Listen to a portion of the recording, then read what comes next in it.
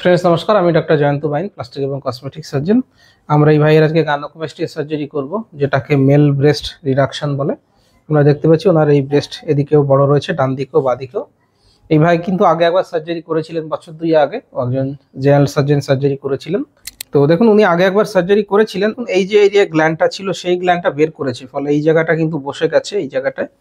এবং এখানে দেখুন কাটিং মার্কটা মিডিয়ালি দিয়েছেন, দাগ রয়েছে। আমরা ইউজুয়ালি সাইডে কাটিং করি, যাই হোক। তো এখানে কিন্তু এইখানে বসে গেছে, আর এই যে গ্ল্যান্ডের পার্টটা কিন্তু রয়ে গেছে। আমরা যদি সাইড থেকে দেখি তাহলে বুঝতে পারছেন ইনকমপ্লিট ডিসেকশন হয়েছে, এটা ডান দিকে এটা বাঁ দিকে। দেখুন এই যে গ্ল্যান্ডুলার টিস্যু রয়েছে, এদিকেও তাই করেছিল, এখানে কাটিং করেছে, কিন্তু এই সাইডের টিস্যুগুলো নেই, কারণ লাইপোসাকশন এবং গ্ল্যান্ডুলার ইনকমপ্লিট হয়েছে। দেখুন সাইড থেকে দেখলে পরে বোঝা যাচ্ছে এই যে এই টিস্যুটা। তো দেখুন এখান থেকে গ্ল্যান্ডুলার টিস্যুটা বাদ দিয়েছে, আমরা হাতটা যখন তুলছি তখন কিন্তু এই যে টিস্যুটা রয়ে গেছে সেটা কিন্তু স্পষ্ট বোঝা যাচ্ছে, এই যে টিস্যুটা রয়ে গেছে এখানে। তো আমরা যখন লাইপোসাকশন করব পুরো এরিয়াটাই আবারও লাইপোসাকশন করে গ্ল্যান্ডটাকে বাদ দেবো এবং চেস্টটা সুন্দর ফ্ল্যাট হয়ে যাবে। তো আমরা রিভিশন গাইনোকোমাস্টিয়া করব। আমরা যেটা করব অ্যাক্সিলাতে ছোট একটা পোর্ট করব, সেই এরিয়া দিয়ে আমরা পুরো এরিয়াটা লাইপোসাকশন করব। লাইপোসাকশন করে ফ্যাটটাকে বের করে নিয়ে আসবো এবং গ্ল্যান্ডটাকে তারপর আমরা এক্সারসাইজ করব। এবার আমরা মার্কিং করব। প্রথমে সুপ্রাস্টার্নাল নচ মার্কিং করতে হয়, তারপর আমাদের বডির মিড লাইন, মোটামুটি এটা আমাদের মিড লাইন।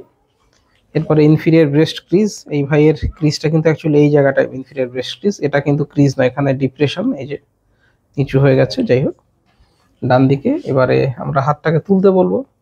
এটা আমাদের মাসেলের ল্যাটারাল বর্ডার, এটা ব্রেস্টের ল্যাটারাল বর্ডার, এটা হচ্ছে পুরো ব্রেস্ট টিস্যুটা। এই পুরো এরিয়াটাই আমরা কিন্তু লাইপোসাকশন করব। এটা হচ্ছে ইনফিরিয়ার ব্রেস্ট ক্রিজ, এইটা ব্রেস্ট ক্রিজ। হাতটা তুলে দিন। এখানে দেখুন এই যে ডিপ্রেশন এরিয়াটা রয়েছে, এইটা হচ্ছে ব্রেস্টের পুরোপুরি বর্ডার। এটা ল্যাটারাল বর্ডার, এটা মাসেলের বর্ডার। আমরা এরপরে মাসেলটাকে আঁকবো। মাসেল আঁকলে পরে সুবিধে হয়, বুঝতে সুবিধে হয় কোথায় ব্রেস্ট আছে কোথায় গ্ল্যান্ড আছে। আর ব্রেস্ট টিস্যুটাকে আমরা গোল করে মার্কিং করব। এই যে স্কোয়ার মার্কিং যেটা, সেটা মাসেল, মাসেলটা কিন্তু ওপর অব্দি চলে যায়, এটা হচ্ছে মাসেল, এটা হচ্ছে ব্রেস্ট টিস্যু। তো এই গাইনোকোমাস্টিয়া সার্জারিটা কিন্তু অনেক সময় অন্যান্য সার্জেন্সরা করেন, যারা প্লাস্টিক সার্জেন্স নন, তাদের অতটা এক্সপিরিয়েন্স থাকে না। স্বাভাবিকভাবেই তখন এই সার্জারিগুলো তাদের ক্ষেত্রে রেজাল্টটা কম্প্রোমাইজড হয়, কারণ তারা লাইপোসাকশন করেন না, ইভেন গ্ল্যান্ড ডিসেকশনটাও পুরোপুরি তাদের দ্বারা হয়ে ওঠে না। তখন এই সমস্যাগুলো কিন্তু হতে পারে। তো রিভিশন গাইনোকোমাস্টিয়া নিয়ে আমার আরও ভিডিও আছে, সেগুলো আপনারা দেখতে পারেন।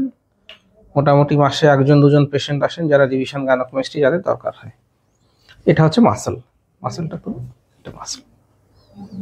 তো এই মাসেল থাকবে, এই যে টিস্যুটা রয়েছে এই যে এক্সেস টিস্যু, এটা চলে যাবে। এখানেও ফ্যাট রয়েছে, ফ্যাটটাকে আমরা লাইপোসাকশন করব। তো আমাদের মার্কিং কমপ্লিট হয়েছে, এবার আমরা সার্জিক্যালের দিকে যাব। তো চলুন সার্জারির কিছু পার্ট আপনাদেরকে দেখাই। তো ফ্রেন্ডস আমরা লাইপোসাকশন কমপ্লিট করেছি, অ্যাক্সিলা দিয়ে, চেস্টের সাইড ওয়াল দিয়ে এবং নিপল দিয়ে করেছি।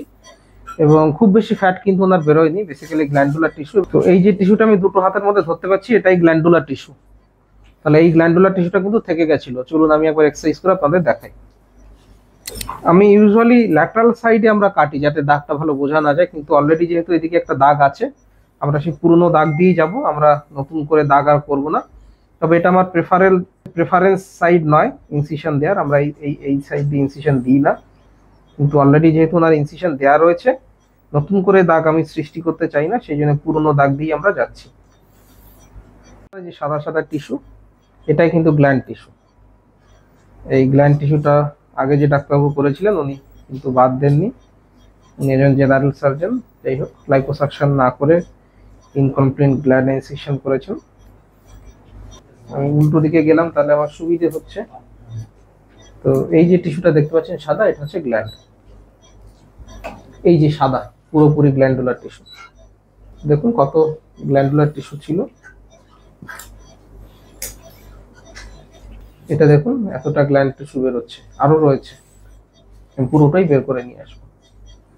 এটা এছাড়াও কিন্তু রয়েছে এত বড় টিস্যু, পুরো গ্ল্যান্ড। ফ্রেন্ডস আপনারা দেখতে পাচ্ছেন আমাদের দুদিকে সার্জারি কমপ্লিট হয়েছে। আমরা এদিকেই যেহেতু পুরনো কাটা ছিল, এখানেই আমরা কেটেছি, নতুন করে সাইডে আর কাটিনি।